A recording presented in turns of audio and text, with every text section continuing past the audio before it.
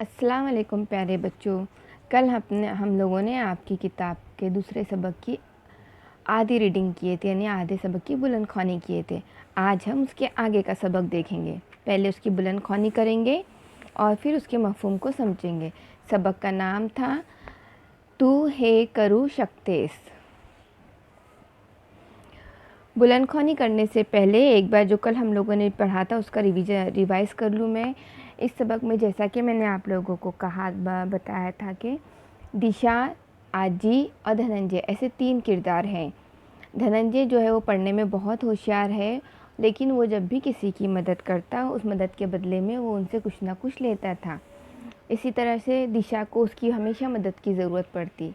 एक दिन दिशा को स्कूल में एक साइंस का प्रोजेक्ट तैयार करने के लिए कहा गया और जब उसने धनंजय से मदद के लिए कहा तो धनंजय ने उससे कहा कि उसे उसका नया खाने का डब्बा चाहिए, मतलब टिफ़िन चाहिए, और दिशा ने देने से इनकार कर दिया।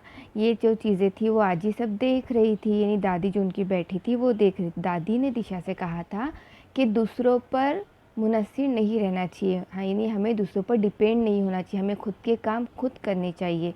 जब हम खुद के काम खुद करेंगे तो हमारे अंदर कौन सी सलाहियतें मौजूद हैं उनका हमें अंदाज़ा चल जाता है। और साइंस प्रोजेक्ट को पूरा करने में दादी ने दिशा की मदद की थी और जब दिशा का प्रोजेक्ट पूरा हुआ तो क्लास में भी सब बच्चों ने उसकी बहुत तारीफ़ की। कल हमने यहाँ तक पढ़े थे और देखे थे, आज हम उसके आगे का सबक लेंगे। तो चलिए शुरुआत करते हैं। त्याच्यात पुढच्या आठवड्यात त्यांच्या आडीत रांगोळी स्पर्धेचे आयोजन केले होते. आडीतील सर्व मुले मुली त्यात सहभागी होणार होती. दिशानेही त्यात भाग घेतला होता. यापूर्वी कधीही तिने अशा स्पर्धेत पारितोषिक मिळवले नव्हते. धनंजय दरवर्षी रांगोळी स्पर्धेत नंबर काढायचा. आजीला जेव्हा या रांगोळी स्पर्धेबद्दल समजले तेव्हा ती दिशाला म्हणाली, तू आतापासूनच रांगोळी काढायचा सराव कर. कोणतं चित्र काढायचं ते ठरव. रंगसंगतीचा विचार कर. दिशा आजीला म्हणाली, आजी, तू मला ठिपक्यांची रांगोळी काढायला आणि त्यात रंग भरायला शिकवशील का?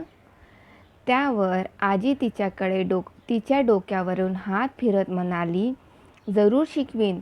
तू खूप मेहनती आहेस. तुझ्यात नवनवं शिकण्याची चिकाटी आहे.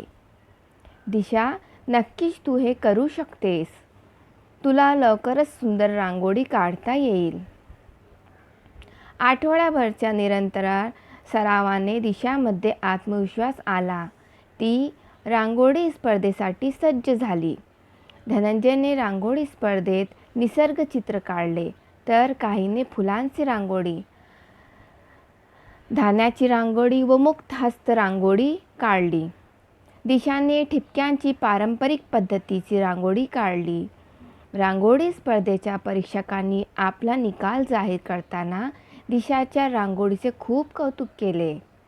दिशाला रांगोळी स्पर्धेतील पारितोषिक मिळाले. जेव्हा धनंजयने तिची रांगोळी पाहिली तेव्हा त्याला आपल्या बहिणाचा अभिमान वाटला.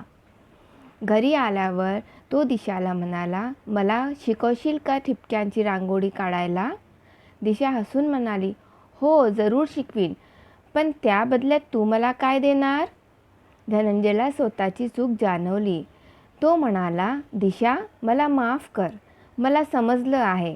ज्यांना माझ्या मदतीची गरज पडायची त्यांचा मी सतत फायदा घेत होतो. यापुढे मी कधीही असं वागणार नाही आणि सगळ्यांना मदत करीन. त्याचे हे बोलणे ऐकून दिशा आनंदली. त्या दोघांचे हे बोलणे ऐकणाऱ्या आजीने आनंदाने आपल्या दोन्ही नातवंडांना कवेत घेतले. अब इस सबक के मफहूम को समझेंगे. त्याच्याच पुढच्या आठवड्यात त्यांच्या आडीत रांगोळीचे स्पर्धेचे आयोजन केले होते.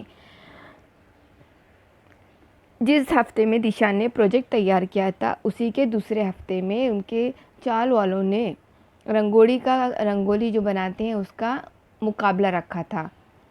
आडीतील सर्व मुले मुली त्यात सहभागी होणार होते. गली के चौल के सारे बच्चे उसमें हिस्सा लेने वाले थे.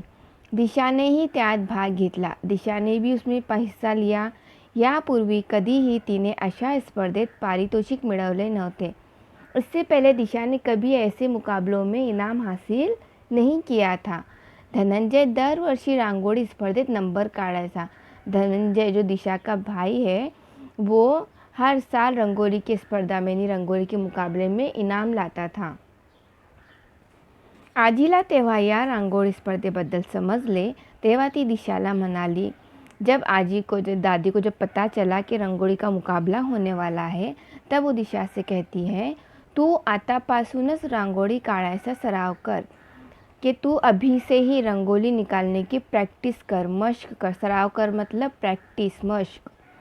कोणतं चित्र काढायचे ते ठरव. कौन सी डिज़ाइन बनाना है, कौन सी तस्वीर बनाना है वो डिसाइड करो, वो तय करो. रंग संगतीचा विचार कर, रंगों का इस्तेमाल कौन सा करना है. दिशा आजीला म्हणाली. दिशा अपनी दादी से कहती है, आजी तू मला ठिपक्यांची रांगोळी काढायला आणि त्यात रंग भरायला शिकवशील का. दिशा आजी से कहती है कि दादी तुम मुझे रंगोली निकालने के लिए और उसमें रंग भरने के लिए सिखाओगे. कौन सी रंगोली, ठिपक्याची, जो ऐसे डॉट डॉट के ज़रिए बनाई जाती है वो पारंपरिक रंगोली. उस रंगोली को बनाने में मदद करोगी क्या. त्यावर आजी तिच्या डोक्यावर हात फिरवत म्हणाली. उस पर दादी ने उसके सर पे हाथ फिराया और कहा, ज़रूर शिकवीन, ज़रूर सिखाऊंगी. तू खूप मेहनती आहेस.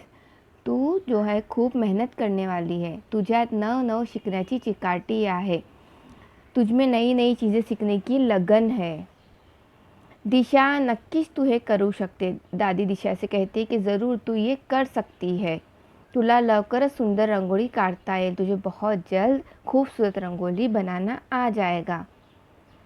आठवड्याभरच्या निरंतर सरावाने दिशामध्ये आत्मविश्वास आला. पूरा 1 हफ्ता दिशा ने रंगोली की प्रैक्टिस की और रंगोली की प्रैक्टिस करते हुए उसके अंदर आत्मविश्वासी ने खुद एतमादी का जज्बा, सेल्फ कॉन्फिडेंस आ गया उसको. ती रंगोली स्पर्धेसाठी सज्ज झाली व रंगोली के मुकाबले के लिए तैयार हो गई. धनंजय ने रंगोली स्पर्धेत निसर्ग चित्र काढले. धनंजय ने रंगोली के मुकाबले में कुदरती मनाजिर की तस्वीर बनाई.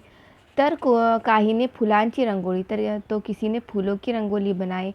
धानाची रंगोली, मुक्त हस्त रंगोली काढली. तो किसी ने अनाजों की, खेतों की रंगोली बनाई. दिशा ने ठिपक्यांची पारंपरिक पद्धतीचे रंगोली काढली और दिशा ने डॉट के ज़रिए खूबसूरत रंगोली बनाई, जिसे पारंपरिक पद्धत की रंगोली कहते हैं.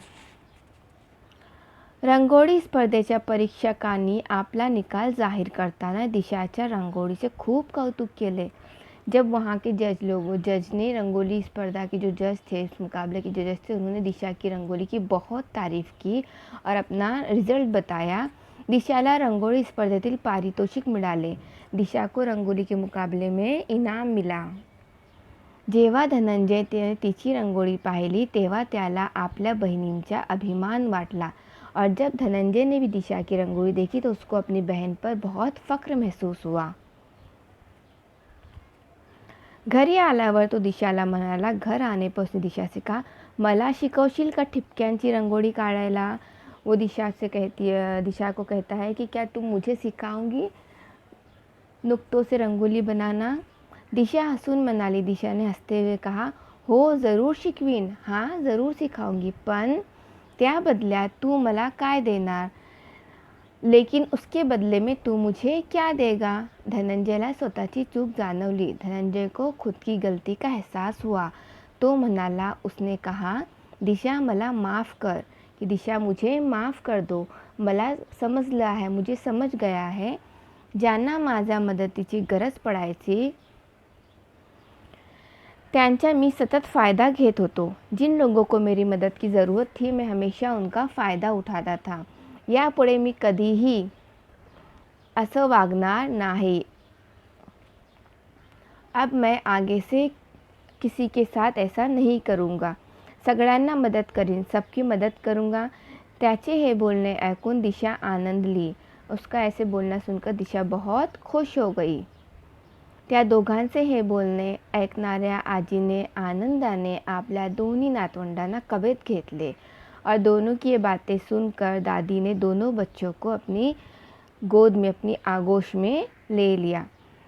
तो बच्चों, आज आपका ये दूसरा सबक यहाँ पे ख़त्म हुआ। जिस तरह से मैंने आधे सबक की इस तरह रीडिंग की, इसी तरह से आपको भी बुलंद ख़्वानी करना है। वीडियो को बार बार देखो, बुलंद ख़्वानी करो और इंशाअल्लाह अगले हिस्से में हम इस सबक के सवाल जवाब और इसमें दिए हुए ग्रामर के बारे में जानेंगे। उसी तरह से हर सबक में सबक के आखिर में एक बारकोड दिया होता है। तो आप लोगों ने दीक्षा ऐप डाउनलोड किया हुआ है तो दीक्षा ऐप में इस बारकोड पे स्कैन करें। इस सबक से रिलेटेड ताल्लुक़ रखने वाली मशक भी आपको वहाँ मिल जाएंगी। अल्लाह हाफिज़।